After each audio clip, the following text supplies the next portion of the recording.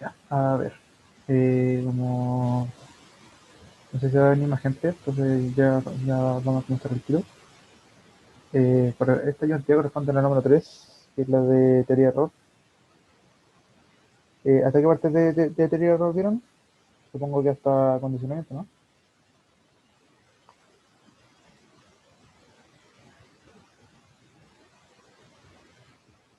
Bueno, yo asumo que sí, hasta condicionamiento. Por lo que esta identidad, o por lo menos el repaso, va a ser como un poco, va a ser como un poco latero, pero los ejercicios ya valdrán la pena haberla realizado.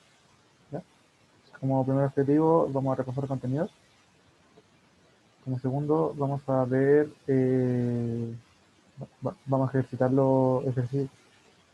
ejercitar los contenidos de aritmética de punto flotante, condicionamiento y estabilidad, y también de números máquinas, ¿ya? Y lo primero que viene es simplemente eso, cómo definimos los números máquinas. Esta en sí no es la definición como tal de número máquina, no es eh, la de la notación de, bueno, se podría decir punto flotante en informática, que corresponde a un signo y una notación de dígitos que siguen después del cero por un 10 a un exponente. Y vamos a definir como el número máquina de matemático de esta forma que está acá arriba, en donde se va a definir de un signo con un decimal con dígitos por una potencia elevada a un exponente. Y, y la gracia de esta notación es simplemente que el exponente L aquí va a estar dividido en, bueno, va a estar como acotado en dos números, un M1 y un M2, que van a ser dependientes de la máquina. Y vamos a decir también de que el L va a tener un máximo y va a tener un mínimo.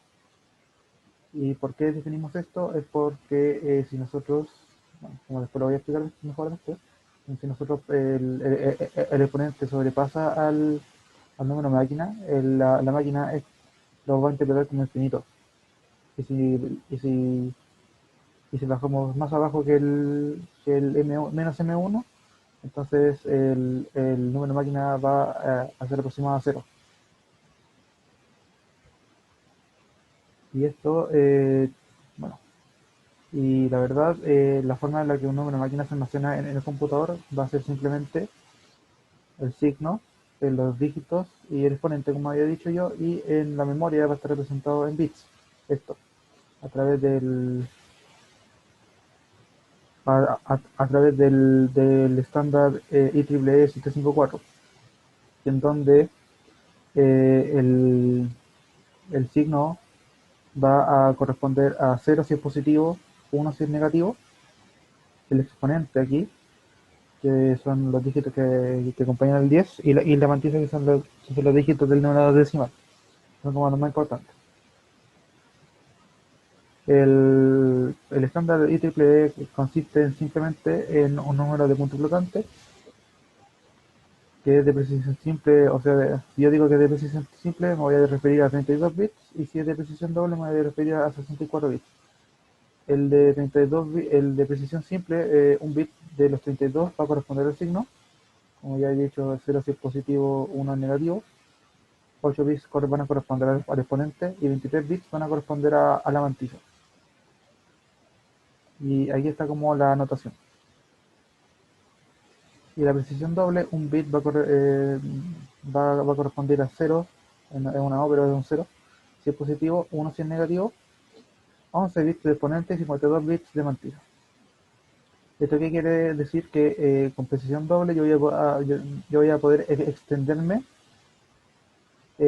voy a poder extender mi rango de números que yo puedo representar en el computador. Por ejemplo, en MATLAB utiliza este estándar, pero y con precisión doble. Eso. Y ahora, ustedes se preguntarán, ¿para qué sirve todo esto? Bueno, Esto simplemente lo que estamos haciendo es definir cómo almacena números la máquina, simplemente. Y de hecho, yo te mencioné recién que este número máquina tiene un rango, que está acá. Y nosotros, de partida, eh, bueno, si el exponente supera a la...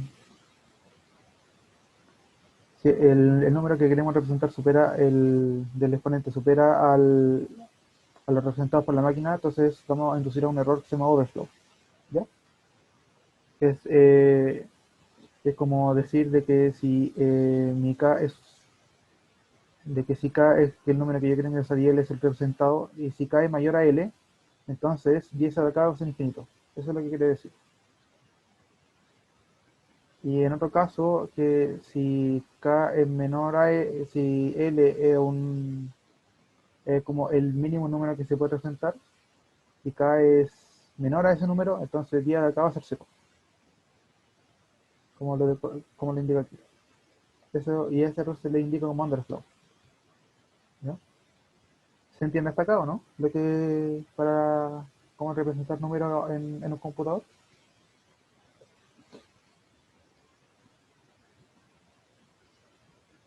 Pueden decir algo, por si acaso.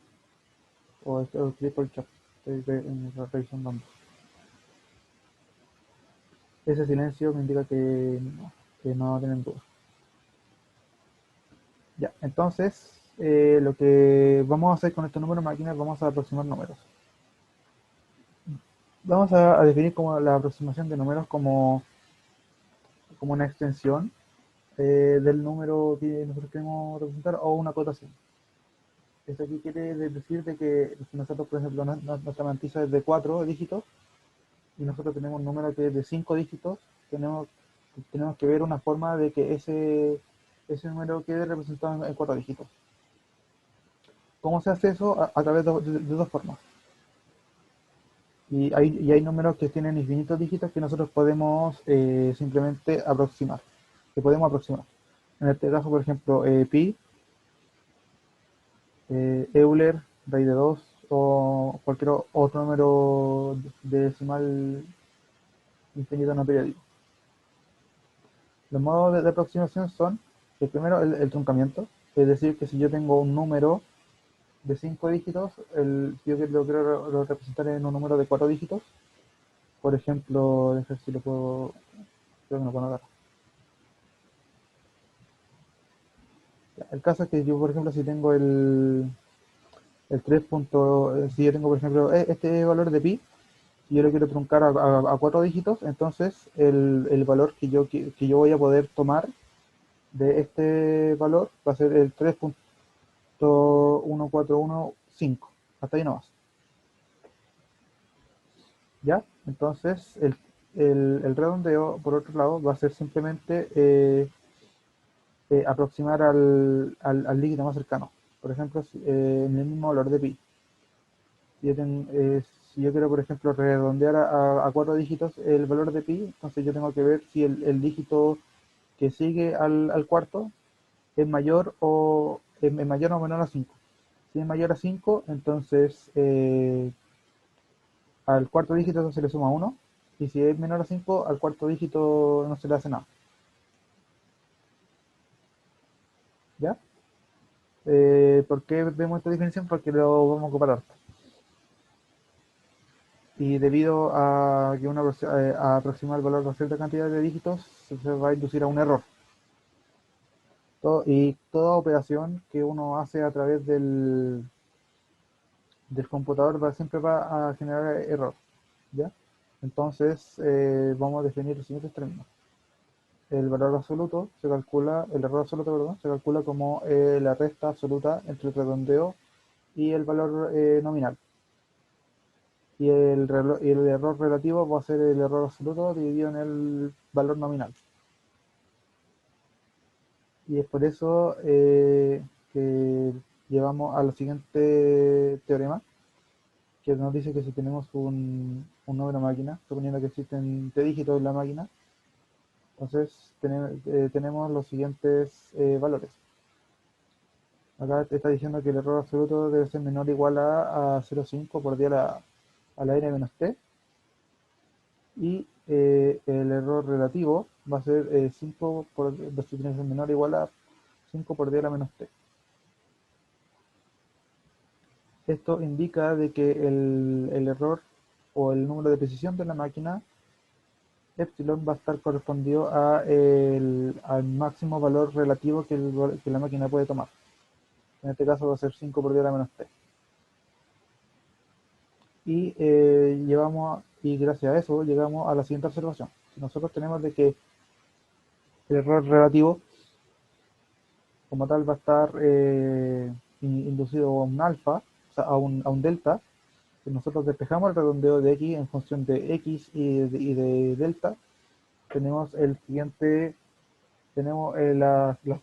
estimación, donde delta y epsilon van a corresponder siempre a la máquina. Y si se toma un epsilon muy pequeño, entonces siempre la máquina cumple que 1 más epsilon va a ser distinto de 1. Ahora vamos a ver lo que es aritmética de puntos flotantes. Para la aritmética de puntos flotantes tenemos que considerar las siguientes definiciones. Las operaciones definidas con el redondeo a partir de dos valores reales va a ser el siguiente. El redondeo del redondeo operación triángulo, el redondeo del otro valor. Ya vamos a ver cómo funciona esto. Donde el triángulo va a ser simplemente, va a pertenecer a un conjunto con simplemente la suma, la resta, la multiplicación o la división. Por ejemplo, si yo quiero calcular el valor que me puede entregar en una máquina, la operación, por ejemplo, 0,2 más 0,3, simplemente va a ser el redondeo del 0,2 más el redondeo del 0,3. Y por el truncamiento es lo mismo. Y ahora vamos a ver la siguiente definición. Dado una función real, al evaluarla en la aritmética de puntos flotantes, tenemos que el redondeo de cualquier función va a ser la función evaluada en el redondeo.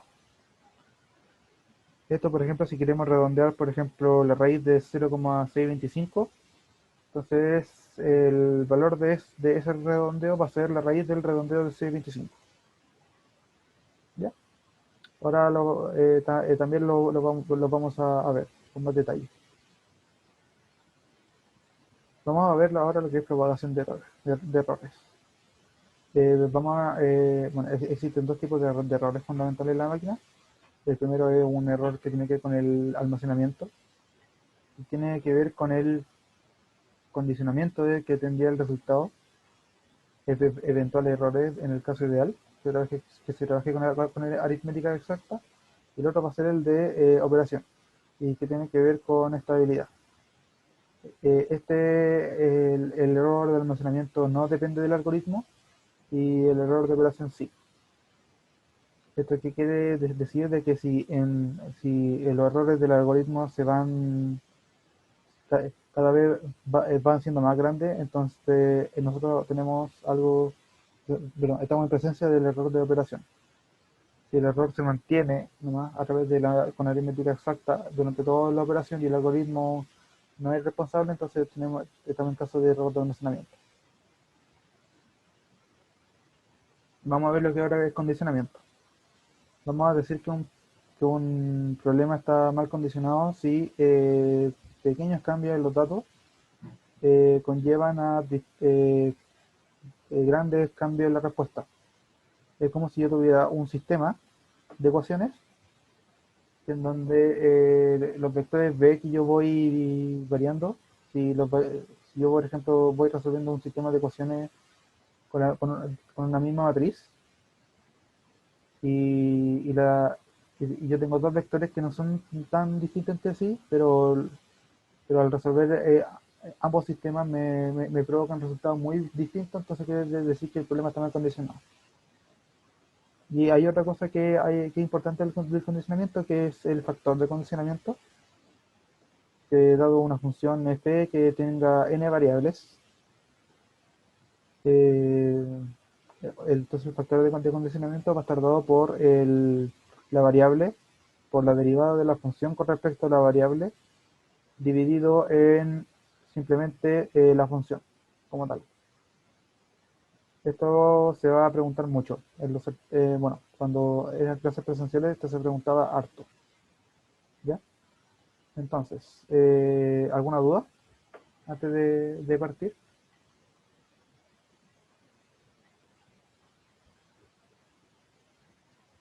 ¿No?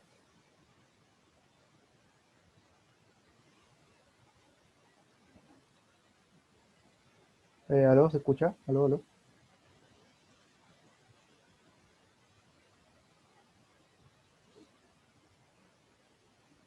¿Hay alguien ahí o no? Ya.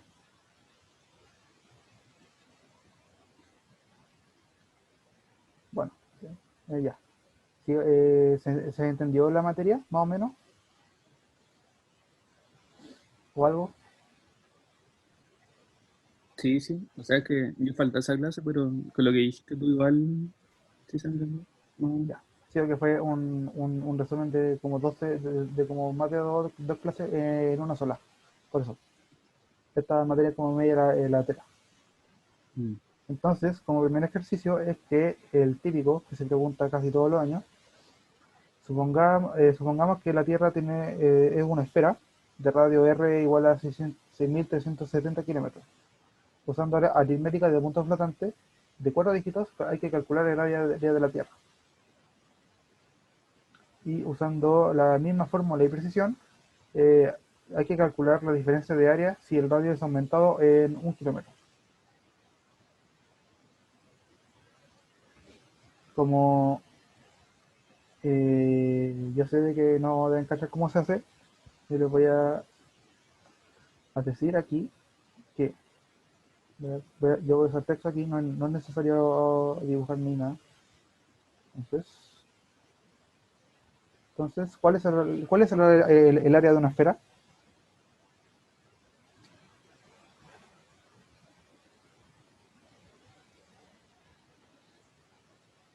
¿Aló? ¿No recuerdan cómo se calcula el área de una esfera? 4πr². Sí, perfecto.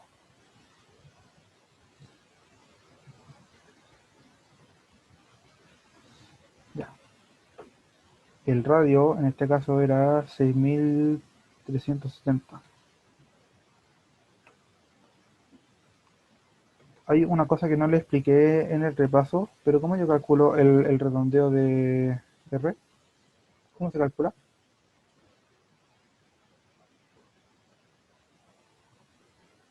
Supongo que el real menos el que, o sea, el número que aproxima. No, lo que pasa es que, fíjate bien, nos están preguntando sobre simplemente una aritmética de puntos flotantes de 4 dígitos. Entonces, cuando yo pregunto de el redondeo de una... Ah, ya. Cuando yo pregunto del el redondeo de una variable, simplemente va a ser el número máquina, ¿ya? Mm. Entonces, en este caso va a ser 0.6370 por 10 a la 4. Eso es lo que es redondeo, por lo menos de una variable. ¿Se entiende, no? Ya. Pues, los demás también pueden participar, por si acaso.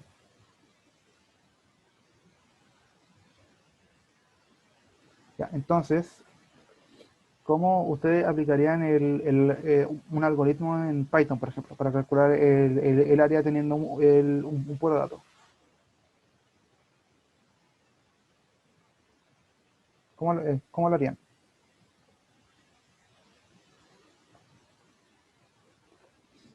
Lo primero que habría que hacer simplemente es primero calcular el r cuadrado, ¿no?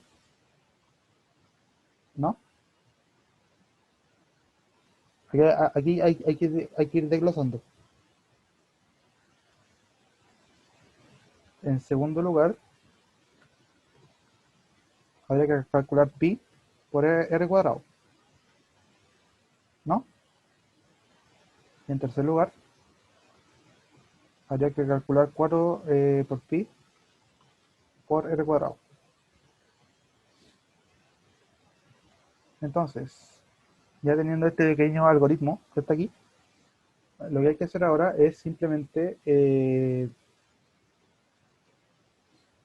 llevarlo a estos redondeos. Y aquí es cuando entra la aritmética de puntos flotantes. Para el primer paso hay que calcular el redondeo de r cuadrado. Perdón, me equivoqué.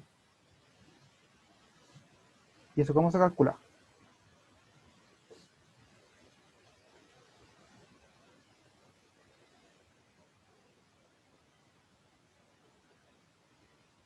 Esto va a ser simplemente el redondeo. Bueno, asumámoslo de que esto va a ser el redondeo de r por el redondeo de r, por r. En aritmética de puntos flotantes esto sería como la operación triangulito. ¿Se acuerdan o no? Yo lo mencioné recién. Sí, sí. ¿Cómo era? Entonces, Un redondeo de R por un redondeo de R. va a ser el redondeo de r por el redondeo de r. De hecho, lo que voy a hacer ahora es tirar esto acá. Allá. ¿Se me entiende o no? Esto va a ser simplemente el redondeo de 6.6370 por 10 a la 4 por lo mismo. 6.370, no me equivoqué, 10 a la 4. Y eso es un valor normal. Y esto sería simplemente 0.4058. Me equivoqué. 0.4058 por 10 a la 8. Acá lo que hice fue simplemente calcular el producto entre estos dos y después lo volví a redondear a 4 dígitos. Acá la idea es simplemente eh, mantener siempre los 4 dígitos en decimales, ¿ya? Esa es la idea con estos cálculos. En segundo lugar, lo que hay que hacer simplemente es calcular primero, después hay que calcular el redondeo de pi. ¿Cuánto es el redondeo de pi?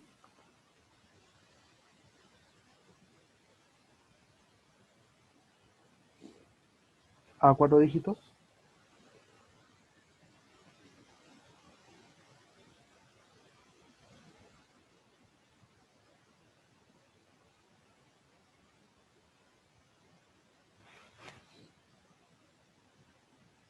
Esto va a ser simplemente 0. No, 0.3141 por 10. ¿No? ¿Están de acuerdo, no?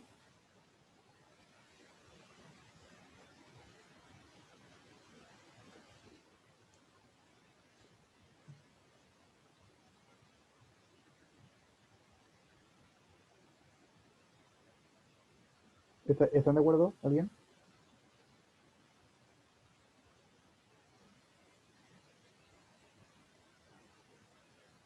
Ya. Yo le voy a decir que sí, eso. ¿Ya? En segundo lugar, entonces hay que calcular el redondeo de pi por r cuadrado. Entonces, ¿cómo se calculaba? Se calcula como el redondeo del redondeo de pi por el redondeo de r cuadrado.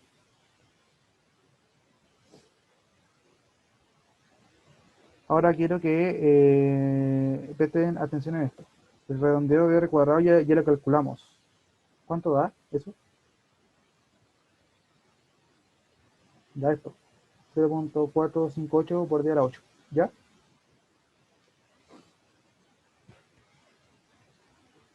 Esto simplemente va a ser el redondeo de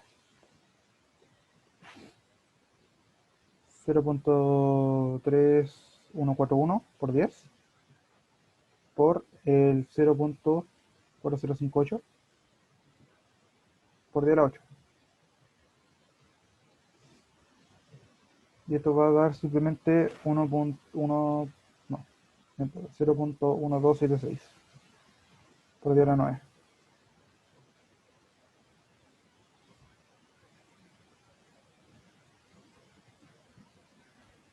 Y hay otra cosa que tampoco le mencioné, y para el caso 3. El, el redondeo de 4pi, 4 por pi, por r cuadrado, va a corresponder simplemente a 4 veces el redondeo de pi por r cuadrado.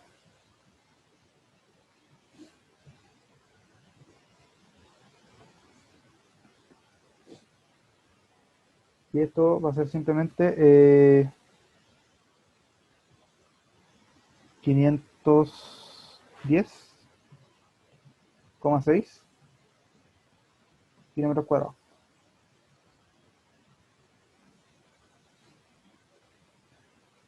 ¿Se entendió lo que se hacía aquí o no?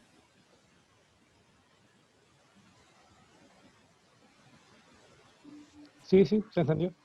Ya. Entonces, ahora quiero que ustedes lo hagan. Ahora con un r igual a 6,371. Quiero que ustedes, aplicando este mismo algoritmo y haciendo los mismos pasos que hice yo, quiero que me digan cuánto vale el área de la Tierra con este radio que está acá.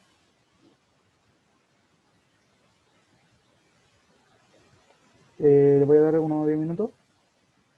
Y si tienen cualquier duda, hablan nomás. O escriben por el chat. ¿Ya?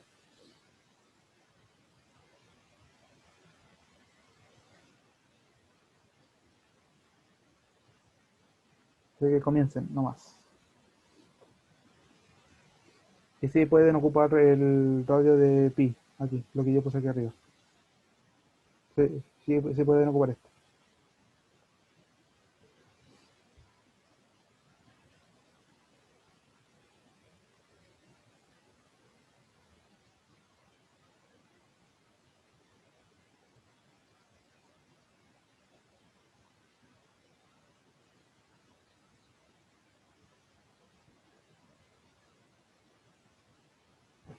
Ah, de hecho, esto es 510,6 por simplemente 10 a la 6. Se me olvidó. Se me olvidó el orden de magnitud.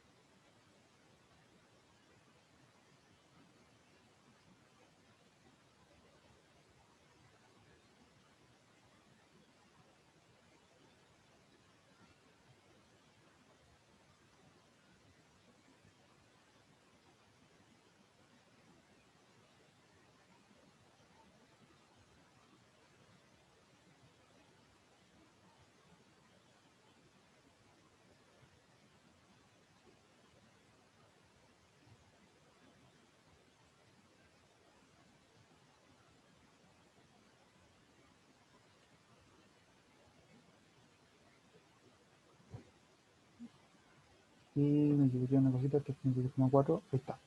Por si alguien, por si hicieron lo mismo.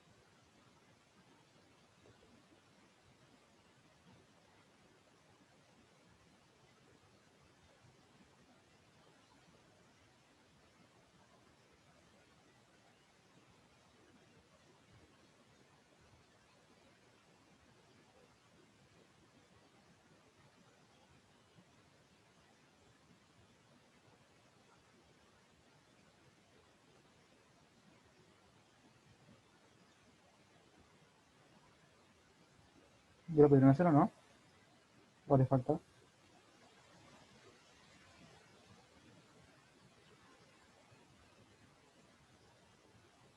Yo tengo una duda. ¿Ya? ¿Cuánta?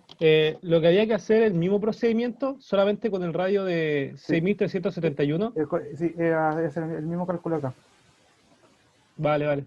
Eso. Pues, Pero sí. en el primer paso me da lo mismo, entonces no sé por qué en verdad me da lo mismo. Cuando hago el redondeo de R cuadrado, Ya, pues, ya, pues, es por eso que yo explico de que cualquier operación con el algoritmo conlleva error, porque te puede dar los mismos valores, con variables distintas que varían muy poco. ¿mm? ¿Mm? Pero Sí, igual cuando- no debería dar lo mismo, debería dar como esto mismo que está acá, en el primer paso, pero en vez de un 8 un 9. Yo lo debería dar como valores muy cercanos, así que no importa mucho. ahí va. Claro, a mí me dio 0,4060. También puede ser, o lo puedes dejar como 0.4059. También sí. A mí, en este caso, a mí me dio 0.4059 por de la 8. Sí, sí. Ya, lo voy a hacer yo, ya, para que comparen. Ya, lo primero va a ser simplemente el redondeo de R cuadrado. Y esto yo lo mencioné abajito de lo que es la aritmética de puntos flotantes. Yo dije de que el redondeo evaluado en una función, como, bueno, esto lo vamos como alternativa, el redondeo de una función va a ser la función evaluada en el redondeo. Entonces esto va a ser simplemente el redondeo de R al cuadrado, que es exactamente, que equivale, que también equivale a hacer lo mismo que el redondeo del redondeo de R por el redondeo de R, ¿ya? Y esto va a ser simplemente 0.6371 por 10 a la 4 al cuadrado, y eso a mí me dio que era 0.4059 por 10 a la 8.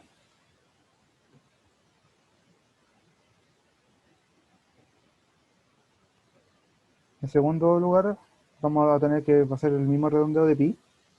En este caso va a ser el redondeo de pi, perdón, de pi por r cuadrado. Esto va a ser igual a el redondeo del redondeo de pi por el redondeo de r cuadrado. Y esto va a corresponder a cuánto, adivinen, a cuánto se va a estar calculado eso. ¿Cuánto va a dar? Adivinen.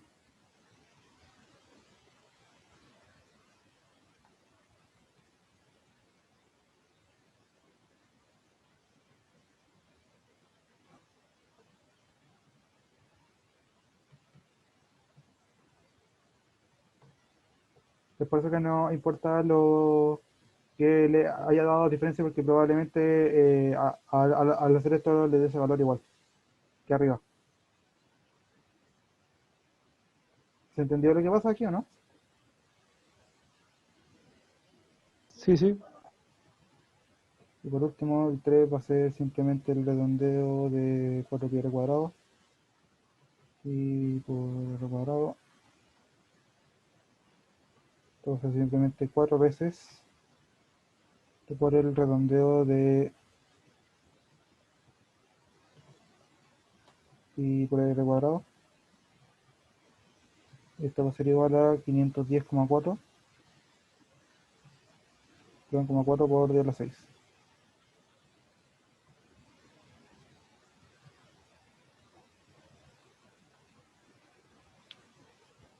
¿Qué pueden concluir de eso?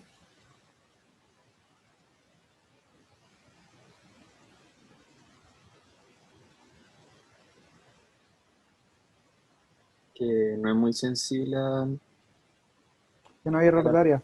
Eso. Esa es la conclusión que pueden sacar. Y también si yo les dijera que esta cosa,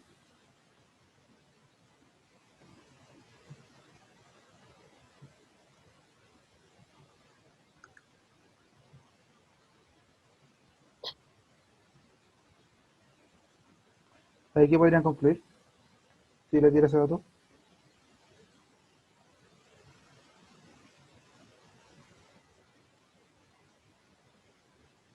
Mm,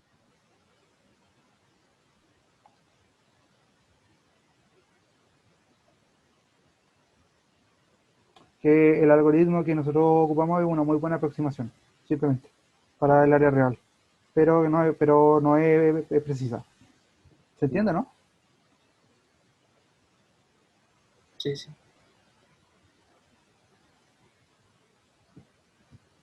Ya, entonces, sigamos. Ya habiendo hecho esos dos, vamos a tener este problema que está acá. Este problema pasó algo súper gracioso, porque yo, para la primera vez que yo había hecho la ayudantía de este curso, yo propuse este problema de la ayudantía y resulta que este mismo problema apareció en el certamen de ese año. Entonces, los vamos a resolver, por si tienen suerte y les toca de nuevo, aunque lo dudo mucho. Entonces dice, la ecuación de Radich-Kwong está dada por todas estas expresiones que está ahí, donde el A, el B, el V, el R y el T son medidas experimentales. Hay que considerar el segundo término de la fórmula y hacer el término A igual 1, que es lo que nos queda como S es igual a todas esas cosas que está acá. Hay que calcular el factor de condicionamiento de S con respecto a B.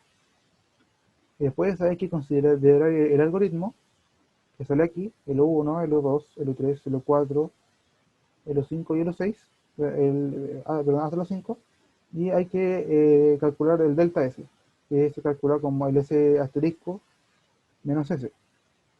Ya vamos a ver cómo se calcula el S asterisco,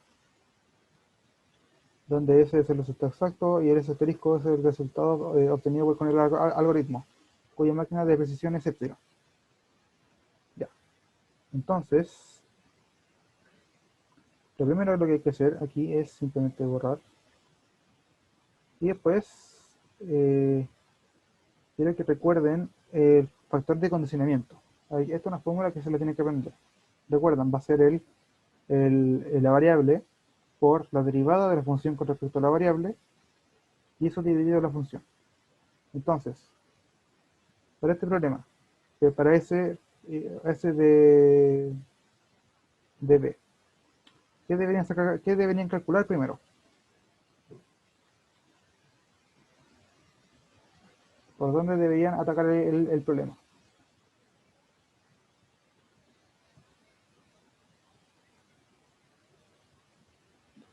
La verdad es que este problema primero hay que atacarlo por la derivada. Primero hay que derivar S, ¿ya?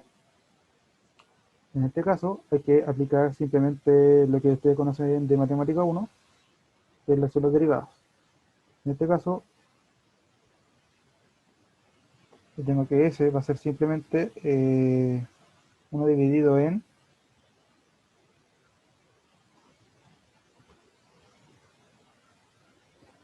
D por el B más B larga, por la raíz de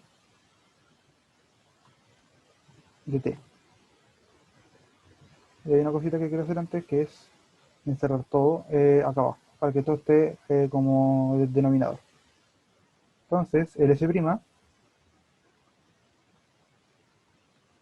a ser simplemente la derivada de S con respecto a la derivada de B. ¿Cuánto daría esa derivada que está ahí?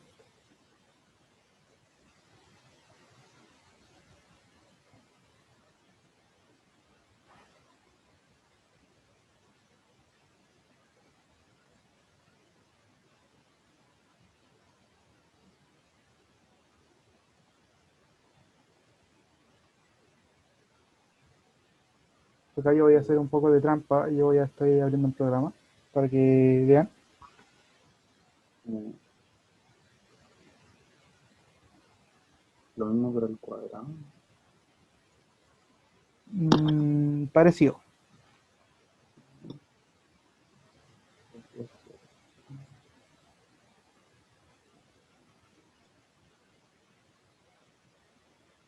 Estoy viendo qué pasa aquí con mi computador. Ahí está. Esto va a ser simplemente... ahora yo voy a compartir esta pantalla, está acá. Y si yo por ejemplo, coloco simplemente la derivada con respecto a b de 1 partido en b por b más b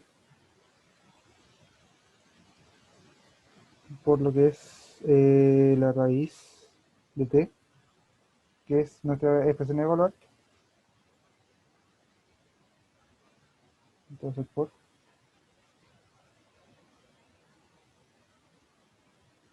eso es lo que nos daría.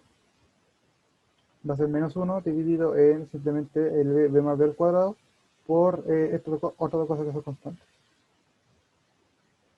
Entonces, simplemente aquí,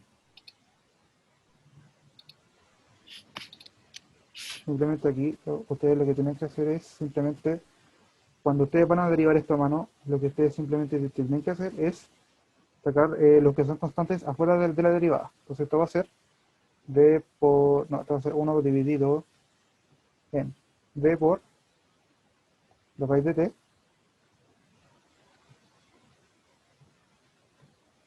por y toda esta cosa que está acá afuera va a estar, va a estar multiplicada por la derivada con respecto a el 1 partido. Voy a iniciar la grabación. Entra. Antes. Ya. Ya. Entonces, yo le había mencionado que cuando ustedes tengan, por ejemplo, que derivar algo, yo tenga que calcular, mejor dicho, el factor de condicionamiento de una variable, bueno, o de alguna expresión de alguna función. Entonces ustedes lo que tienen que hacer simplemente es derivar primero. ¿Ya? Derivando, en este caso, traten de dejar primero la constante afuera siempre de partida. Y después ya derivan la función como una función más simple. ¿Ya? Entonces, en este caso, el S' era simplemente, sale como menos 1, dividido en d por la raíz de t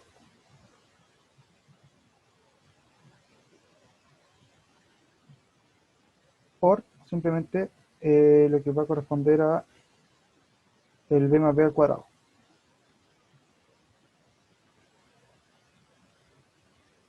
Ya teniendo eso en cuenta, el factor de condicionamiento va a ser simplemente, esta vez yo lo voy a anotar como dibujo, aquí, voy a borrar. Entonces va a ser simplemente el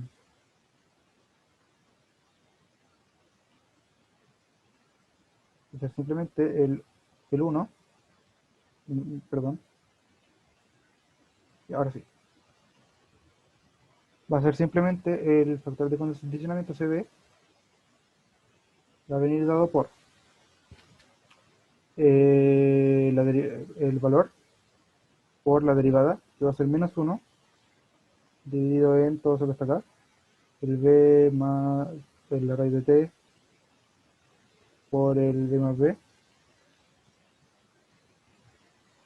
al cuadrado, y todo eso dividido en simplemente lo que es la función.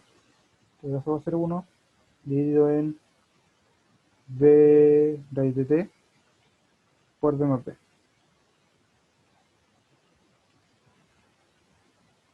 ¿Se entiende o no?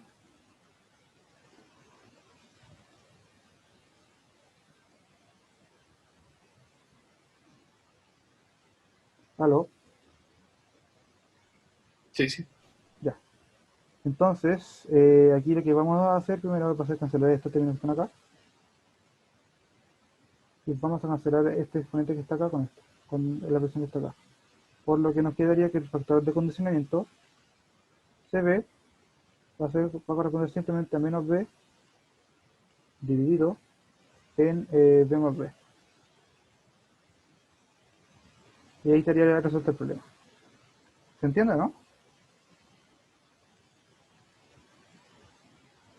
Sí, sí. Ya, el factor de condicionamiento sirve para ver si un problema está bien condicionado. ¿Cómo yo puedo ver que un problema está bien condicionado? Si es que, por ejemplo, en este caso, acá, yo tiro, por ejemplo, el límite cuando el valor b, que está acá, tiende a un valor cercano a este b que está acá. En otras palabras, si yo tiro, por ejemplo, tiro el límite, cuando el b tiende a menos b sería, del c sub b, eso me tiene que dar infinito para que para que el factor de condicionamiento esté mal condicionado. Para que la función como tal esté mal condicionada y el sistema sea inestable. ¿Se entiende, no?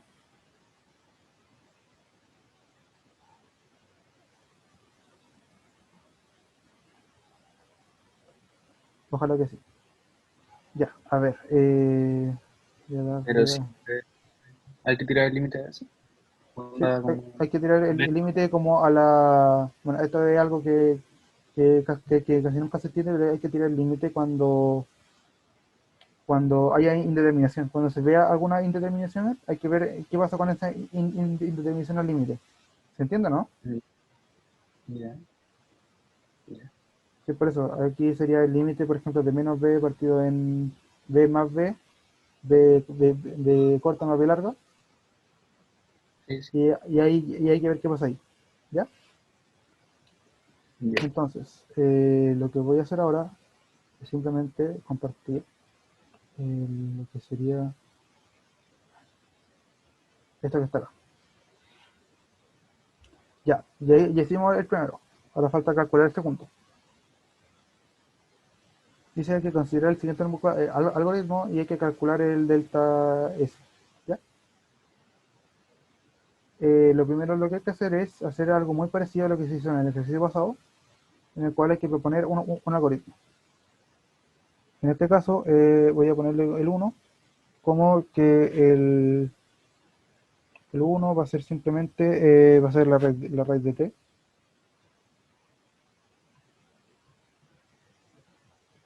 El 2 en este caso va a ser simplemente el Q2 va a ser el b más b.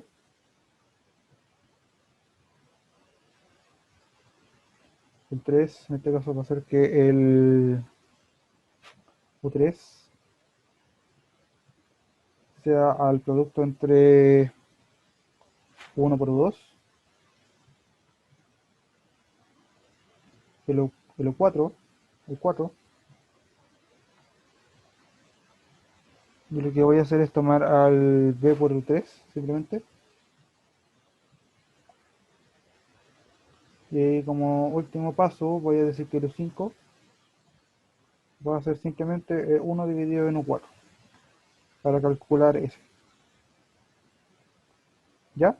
Entonces lo ideal es aplicar este algoritmo que yo acabo de escribir aquí, utilizando una aritmética de puntos flotantes de n dígitos, que n no es, o que el error relativo sea epsilon en este caso, para encontrar el delta S. ¿Cómo calculamos, por ejemplo, el valor del redondeo en este caso a través, con referente al error? Nosotros ya lo dijimos antes. Nosotros ahora lo que hay que ocupar ahora es algo que estaba acá arribita, que es esto que está acá. Que el redondeo va a ser simplemente la función por un 1 más delta, ¿ya? Con delta dado. En este caso el delta, a nosotros nos piden ocupar el LPS como epsilon, que este epsilon es el delta. ¿Se entiende, no?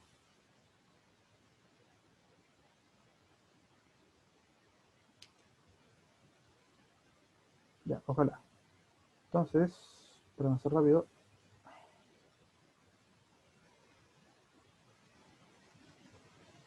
Ya, a ver, esto sería texto. En este caso, cada vez que nosotros vayamos a aplicar redondeo sobre alguno de estos pasos, vamos a que la función se va a multiplicar cada vez por un 1 más epsilon, ¿ya? En este caso, el 1 va a corresponder simplemente, como aritmética de puntos flotantes, va a ser simplemente la raíz de t, eso por un 1 más epsilon, que en este caso lo lleno de como es, ¿ya? ¿Se entiende o no?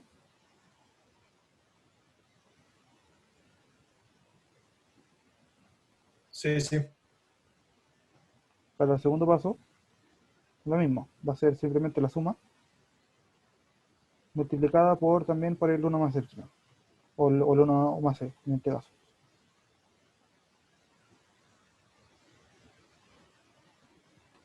Para el U3, en este caso, ¿qué es lo que va a pasar? Lo que va a pasar es que va a tomar el valor completo de todo esto que está acá y lo va a multiplicar por todo esto que está acá. Y a su vez de hacer la multiplicación, lo va a multiplicar por 1 más epsilon aparte, que se va a generar. ¿Se entendió o no? Porque en este caso va a quedar U1 por U3, perdón, por U2, por un 1 más epsilon. 1 más epsilon al cubo. ¿Se entendió o no? Eso, porque eso es súper importante.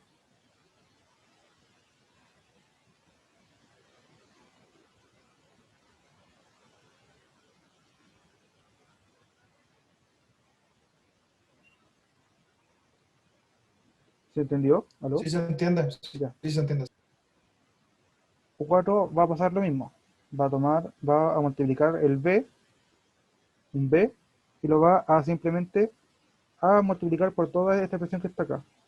Y a su vez de que va a multiplicar por toda esta expresión que está acá, a su vez va a multiplicar por un 1 más epsilon.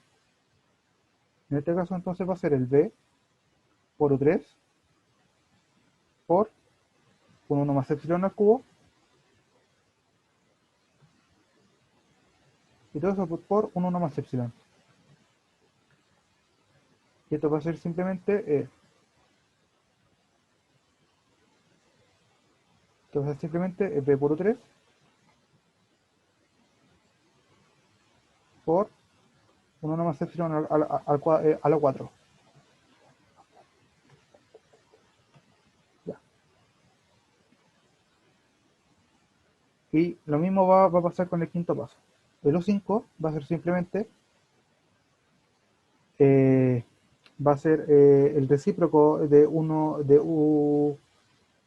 U4, y cuando yo aplique el recíproco de U4 voy a también a multiplicar por 1 más epsilon. Por lo tanto, esto va a ser 1 por U4 por una división. En este caso va a ser 1 más epsilon, que va a ser el generado en esa expresión, dividido en lo que ya teníamos antes. Va a ser 1 más epsilon a la 4. Y en este caso va a ser simplemente 1 partido de 1,4 por 1 más epsilon a la menos 3.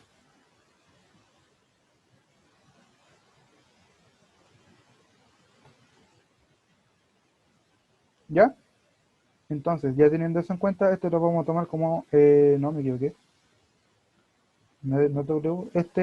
Esta última expresión que yo acabo de escribir va a ser mi S asterisco. ¿Se entendió o no? Sí, sí, sí. Sí, sí.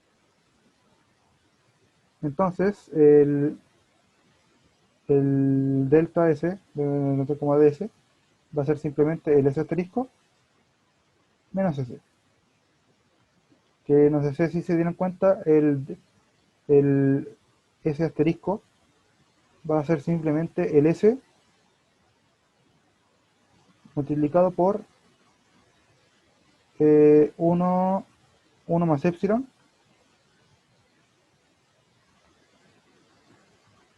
Está multiplicado por 1 más epsilon para que no se confunda. A la menos 3. ¿Ya?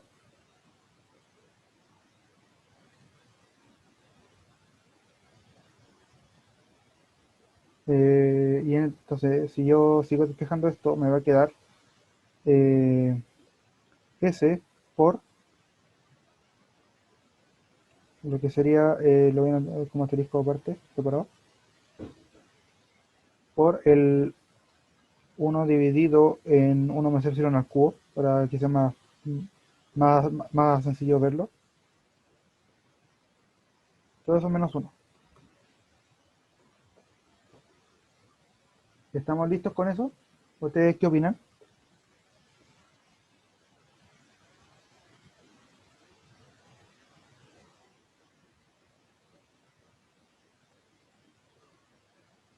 No, no está listo. Entonces yo lo voy a correr aquí arribita. Y yo voy a dibujar ahora. Dibujar esto que está acá. Entonces, a mí me quedó el delta S como el S por el uno dividido en uno más epsilon al cubo menos uno. Lo primero que hay que hacer ahora es desarrollar el uno más epsilon. Entonces esto va a ser simplemente 1 dividido en 1 más 3 epsilon más 3 epsilon al cuadrado más epsilon al cubo menos uno. Ustedes en este caso podrían simplificar esa expresión, ¿o no? O por lo menos ese polinomio.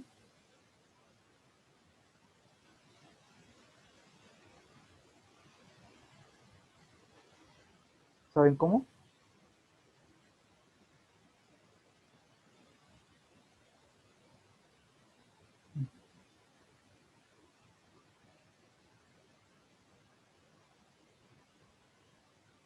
Voy a darles un pequeño truco.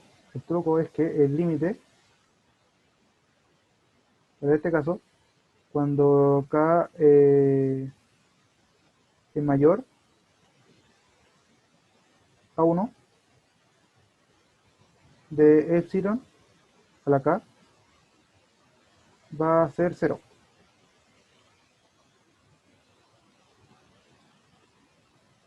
¿Por qué? Porque epsilon de por sí es un número que es menor a 1.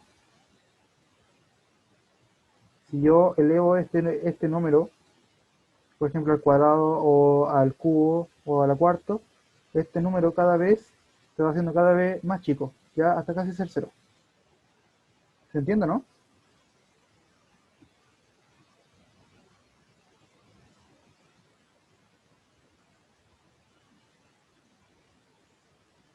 Aló, aló, o lo está procesando todavía.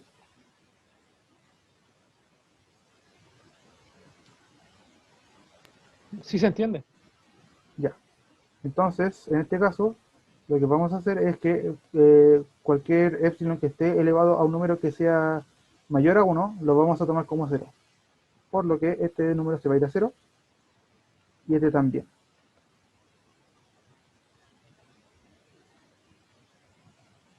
Por lo que nos quedaría en la siguiente expresión que está acá, ya 1 partido en 1 más 3 epsilon menos 1.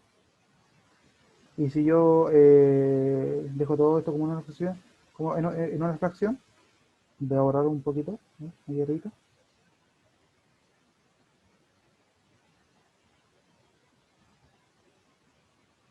Va a ser simplemente que el delta S va a ser el S por menos 3 epsilon dividido en 1 más 3 epsilon. Ya estaría listo el problema. ¿Se entendió o no?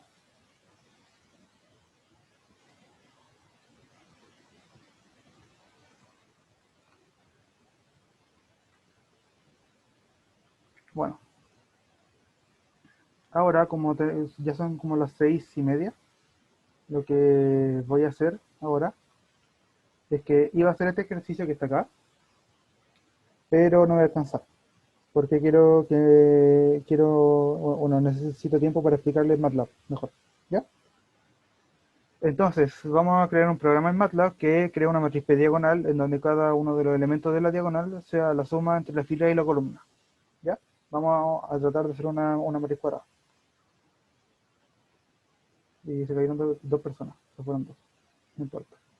Después vamos a aprender cómo se visualiza una matriz, como una imagen de colores, y después hay que resolver el sistema bueno, en este caso puse 3, pero lo voy a hacerlo con 2 para ahorrar tiempo ya. Con dos vectores distintos y que son cercanos entre sí, hay que evaluar si la matriz es numéricamente estable. Entonces, eh, para crear, en un principio, para crear una matriz en MATLAB, lo que primero voy a hacer es simplemente cualquier matriz, en este caso le voy a ponerle A, va a estar definida entre corchetes. Y si yo, por ejemplo, separo una secuencia de números a través de espacios, yo voy a crear un vector fila. ¿Ya? Este es un vector fila. Para crear un vector columna, en este caso, también se va a separar entre corchetes, pero en vez de separar las secuencias de números con espacios, lo que vamos a hacer es simplemente separarlo a través de punto y coma. Oye, ¿estáis proyectando algo? Que yo todavía veo No, el no programa. estaba proyectando nada. Ahí está. Ay, ay, ay. Como repetí antes, cualquier vector fila se va a estar representado con corchetes y las secuencias de números van a estar separadas por espacio. En este caso, para un vector columna, que es lo que más se va a ocupar, bueno, creo yo, es que la misma secuencia de números que estará en corchetes, los vamos a separar con punto y coma. Entonces, si yo le pongo entre esto, me va a dar eso. ¿Ya? Para crear una matriz en MATLAB, lo que vamos a hacer es simplemente una combinación entre las dos cosas. Vamos a separar las cosas entre corchetes. Los elementos que están en las filas se van a separar entre filas. Y si yo quiero agregar una nueva columna, le voy a ponerle punto y coma al término de la fila. Por ejemplo, si yo quiero crear la matriz, voy a compartir la pizarra, voy a borrar. Yo, por ejemplo, quiero crear, por ejemplo, la matriz, el 2 3 4 5, ¿ya? Yo quiero crear esa matriz en MATLAB, entonces lo que vamos a hacer es simplemente colocar los números de la primera fila, hacer el 2 y el 3, lo separo con un punto y coma, y va a ser el 4 y el 5 después. Ahí está la matriz creada. ¿Se entiende? ¿No? ¿Se entiende cómo funciona esto, no?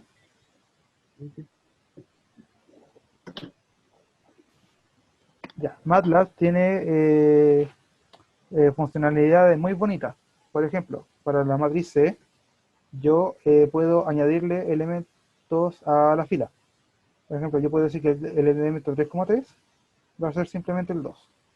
¿Qué es lo que va a pasar acá? Se va a crear una nueva fila y una nueva columna, en la cual el elemento de la posición 3, en la fila 3 y la columna 3 va a ser el 2. Y el resto de los elementos es 0 hasta que yo lo llame. Por ejemplo, si yo hago el 2,3, yo lo hago el 1, va a ser exactamente la misma cosa. Sin embargo, en la fila 2 y la columna 3, yo le estoy cambiando el valor 0 por el 1. ¿Se entiende, no? Sí, sí. Yo, por ejemplo, tengo dos matrices. Yo voy a darle aquí, por ejemplo, el 1 espacio 1, 2 espacio 3 como primera matriz.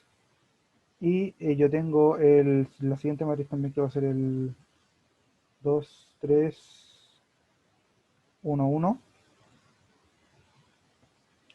Yo lo que puedo hacer es sumarlos. ¿Ya? Va a pasar eso. Y si yo lo concateno, creo que así la operación, no me acuerdo. Si yo los divido, va a pasar eso. Yo los multiplico, va a pasar eso.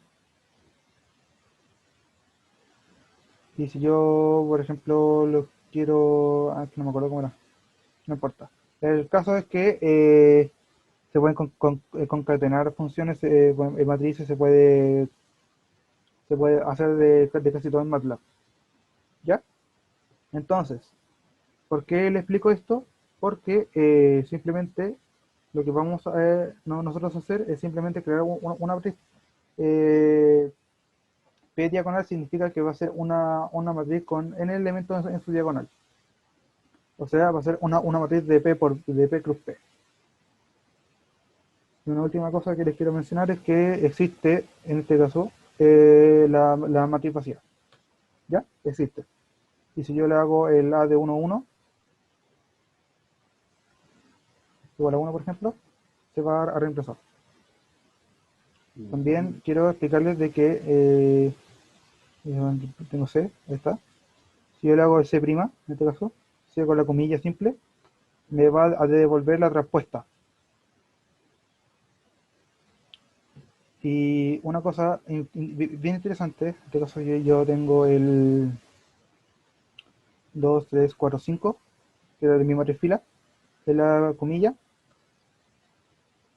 Si hago P igual a comilla, me va a devolver la misma fila, pero me va a devolver el mismo vector, pero como vector columna. Y si yo esto lo guardo en como una por atraspuesta, esto me va a devolver la norma al cuadrado. Y este valor se puede aplicar como un entero. ¿Se entiende, no? Sí. Ya. Entonces, simplemente, ahora lo que voy a hacer es un nuevo script. Voy a aplicarle el comando clear, acá abajo, que me borra la variable que ya guardé acá, en el workspace que sale acá, en este lado. Y si yo hago el comando clc, se me va a limpiar toda la ventana de comandos. Entonces,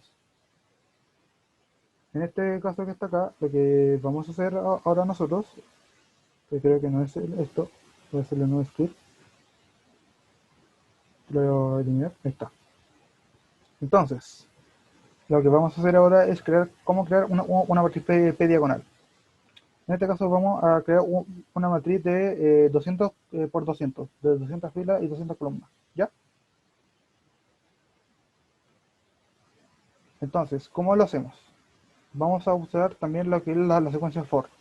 La secuencia for consiste en tomar una variable que no esté definida e igualarla a un vector.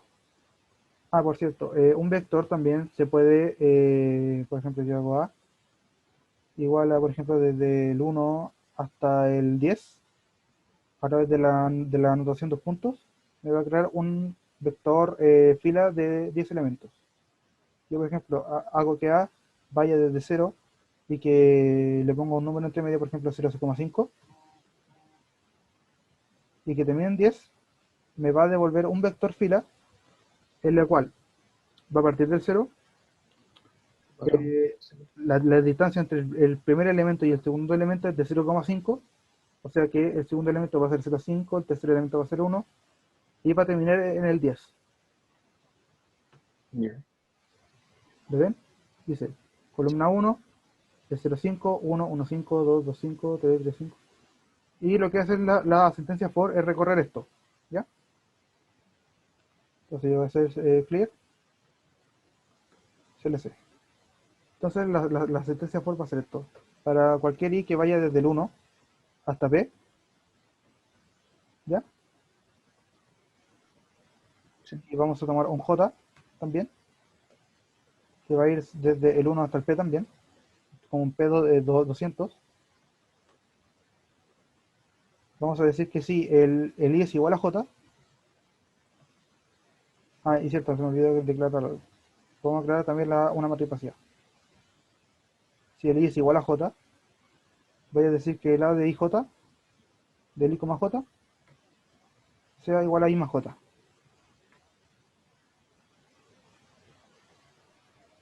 Ya. ¿No te falta poner el puntico más a la? Para que no No, te... porque ahora yo voy a hacer esto. Ahí te va a tirar de la... Sí. Aquí No, no, aquí lo que hace el punto y coma en MATLAB es que me va a imprimir el valor de la matriz. ¿Ya? Ya. Eso es lo que va a hacer el punto y coma. Y es por eso que manda eso. Ahí está. Y luego lo que voy a hacer es el comando pause, que creo que no sé si funciona. Lo voy a poner ahí por mientras. Lo que voy a hacer, lo que según yo hace el comando pause es que cuando yo ejecute el script, lo que va a hacer es simplemente me va a llegar me va a llegar hasta este comando pause, y si yo sigo escribiendo, cuando yo ejecute el script me va a decir pause aquí y después ejecuta esto que está acá. ¿Ya? Ya. Yo lo ocupé cuando hice el curso. Yo lo que voy a hacer también es el else. ¿Qué condición podemos poner en el else? Que del lado de i, j sea 0. ¿Ya? Porque una matriz es diagonal. Entonces, ahora si yo, por ejemplo, le hago esta cosa que está acá, me va a quedar algo... Bueno, le vamos a ponerle parte 1.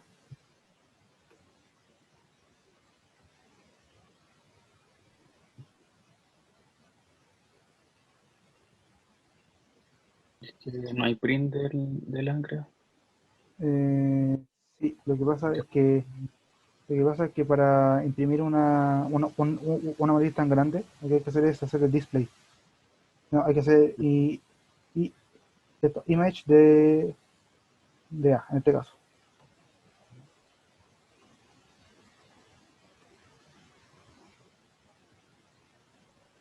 Yo creo que en este caso voy a detenerlo. A ver qué pasa acá. Que no pasa nada.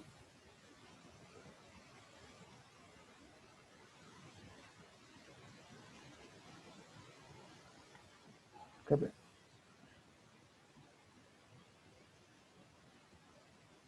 Esta, así es como se grafica una matriz en MATLAB. Una matriz de 200 por 200.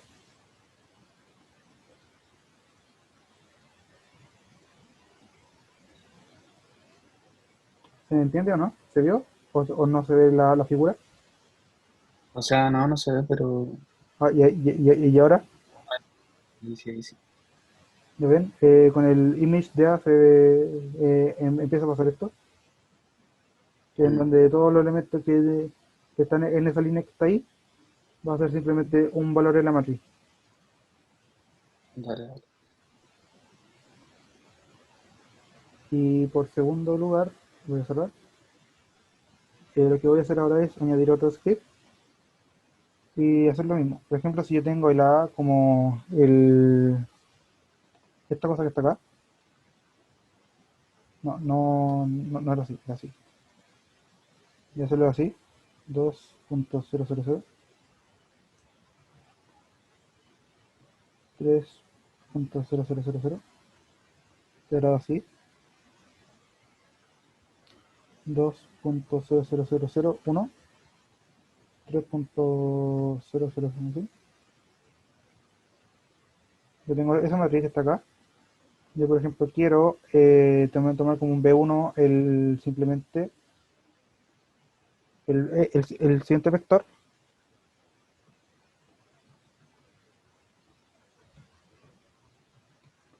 Yo quiero tomar el B2 como este otro vector que está acá.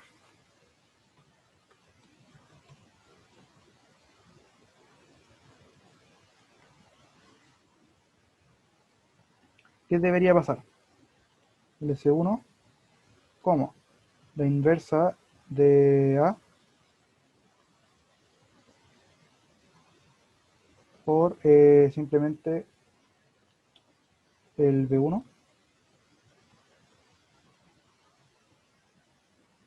y el C2 voy a tomarlo también como la inversa de A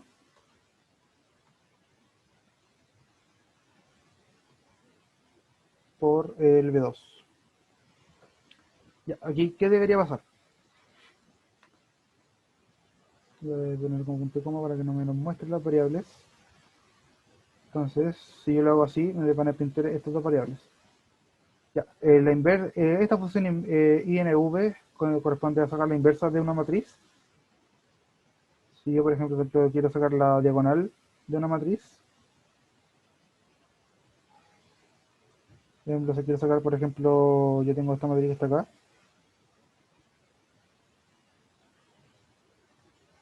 por ejemplo, el 2, 3, 4, 5.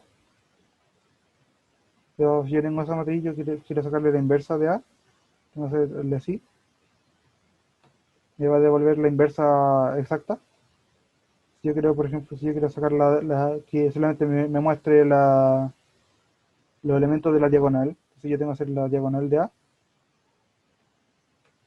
me va a devolver un vector fila, pero si yo hago la diagonal de la diagonal de A, perdón, si yo hago la diagonal de un vector fila, por ejemplo ese, bueno, no de un vector fila, de un vector columna, perdón, ¿qué debería retornarme? Una matriz, más o menos con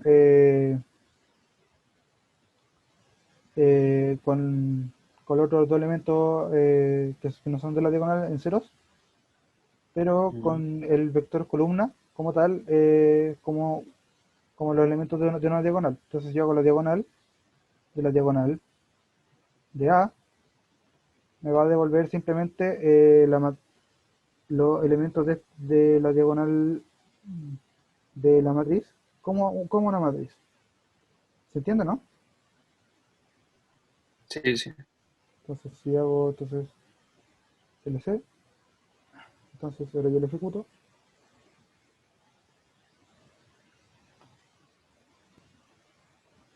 Ah, esta era operación punto.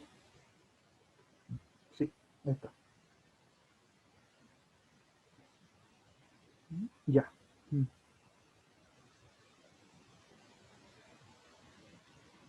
En este caso, lo que pasa es que, por ejemplo, si yo quiero, por ejemplo, multiplicar dos matrices, cada elemento de una matriz por el elemento de otra matriz, lo que hay que hacer es la operación punto.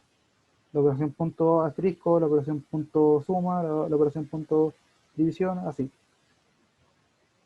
¿Se entiende, no? Sí, sí.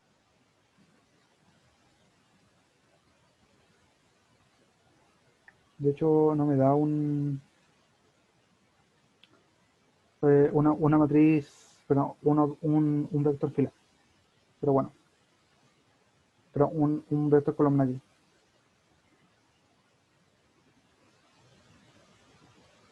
Pero espero que se haya entendido cómo calcular las cosas y cómo funciona MATLAB. Que ya estamos en la hora. Se me hizo muy largo, muy corta la guión, tía. No, pero sí se entendió harto de MATLAB.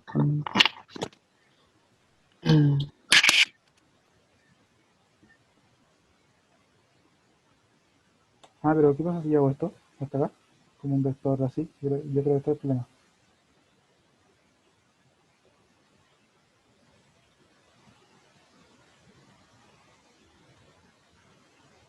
No pasa nada. De hecho, sí pasa algo. Miren aquí. Me da un cambio en la respuesta.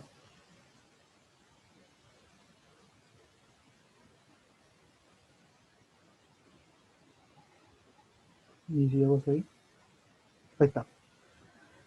Ese era el problema. Ya. Fíjense bien que esto es a lo que yo quería llegar. Si yo tengo esta matriz, por ejemplo, yo quiero resolver el sistema A por X igual B1. Me da que las soluciones son el 0 y el 1.6. Pero si yo, por ejemplo, hago el AX por B2, y en donde el B2 varía muy poquito, entonces simplemente el, las soluciones cambian al tiro. ¿Se entiende, no? ¿Se ve el problema, cuál es el problema aquí o no? Sí.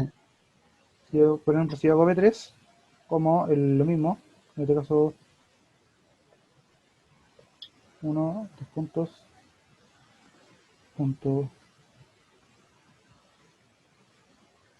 que más o menos eso, y yo vuelvo a calcular C3 ahora, como lo mismo, inversa de A por B3, en este caso, me vuelve a cambiar los valores para tres valores para tres vectores que son cercanos, me da, me da valores de X muy lejanos entre sí. Y gracias a esto podemos decir que el problema está mal condicionado, porque pequeños cambios en los datos, aquí hicimos un muy pequeño cambio acá, como también acá, nos conllevaron a respuestas que son totalmente distintas entre sí. ¿Se entiende, no? Sí. O sea, la primera y la última creo que tampoco se entiende tanto. Sí, puede, pero este número es negativo, si no, no mostraría. ¿Pero se entendió o no?